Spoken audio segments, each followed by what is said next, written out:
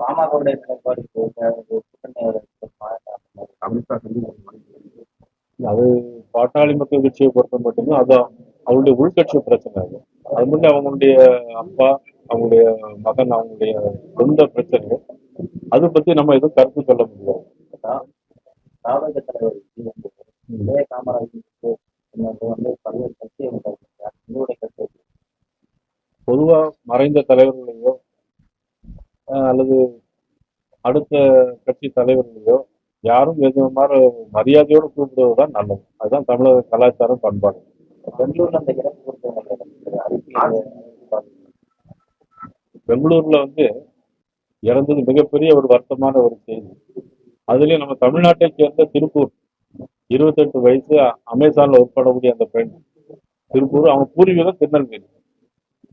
உண்மையிலே மிகப்பெரிய வருத்தமான ஒரு செய்தி.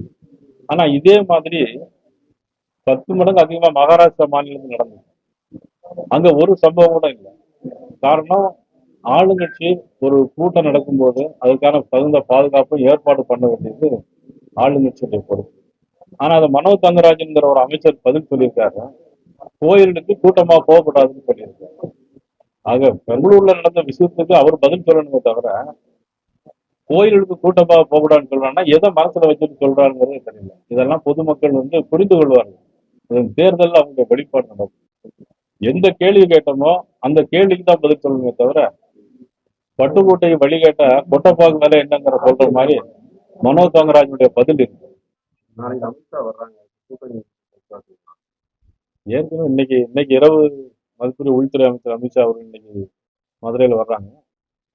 நாளை காலையில அவங்க கோயிலுக்கு போறாங்க. மீனாட்சி அம்மன் கோயில்ல போய் சாமி கும்பிட்டு அதன் பிறகு 4 மணிக்கு பொதுக்கூட்டம் நடைபெற இருக்கிறது. அந்த பொதுக்கூட்டத்தை முடிஞ்ச பிறகு உடனே திரும்புறாங்க. நிர்வாகிகளை மட்டும் சந்திக்கிறாங்க. ஆனா இந்த முருக பக்தர்கள் மாநாடு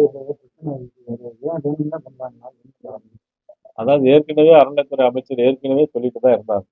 என்னன்னா, அவங்க ஆரம்ப கால பேச்சில இருந்து அது முருக பக்தருடைய மாநாடு நடக்க விட மாட்டோம் என்கின்ற துணியில தான் அறநிலைத்துறை அமைச்சர் பேசிட்டு இருந்தாங்க.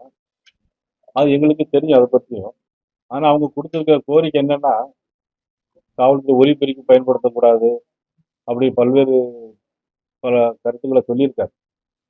ஆனா அந்த இடம் பொதுவான இடம், ஊரை விட்டு ரொம்ப அவுட்டர் ஏரியாவில் இருக்கக்கூடிய இடம். அந்த இடத்துல யாருக்கும் எந்த விதமான பாதிப்பு இல்லை. முருக பக்தர் மட்டும் கலந்து கொள்ளக்கூடிய அந்த இடத்துல அவங்க ஒரு பொறாமையில தான் இன்னைக்கு மிகப்பெரிய எழுச்சி வந்துருங்கிற ஒரு எண்ணிக்கையில தான் அவங்க இன்னைக்கு பண்ணிட்டு இருக்காங்க. அது நிச்சயமா நீதிமன்றத்துக்கு போய் நிச்சயமா முருக பக்தருடைய மாநாடு வெற்றிகரமாக மதுரையில் அமைத்து கொடுக்கும். இதுல மிகப்பெரிய ஏன்னா இன்னைக்கு தமிழ்நாட்டுல திமுக மிகப்பெரிய தோல்வி பயத்துல இருக்கிறாங்க. எப்போ அண்ணா திமுகவோட கூட்டணி வச்சோமோ அன்னையில இருந்து அவங்க இந்த கூட்டணி பத்தி விமர்சனம் பண்ணிட்டே இருக்கிறாங்க. காரணம் தோல்வி பயம். இன்னைக்கு தமிழ்நாட்டுல இன்னைக்கு மக்கள் செல்வாக்கு இழந்த ஒரு ஆளுங்கட்சியா தான் இன்னைக்கு திமுக இருந்துச்சு. பிளே ஸ்டோர் மற்றும் ஆப் ஸ்டோரில் இருந்து பாலிமர் செயலியை QR கோடு மூலம் பதிவிறக்கம் செய்யுங்கள். செய்திகளை உடனுக்குடன் பெறுங்கள்.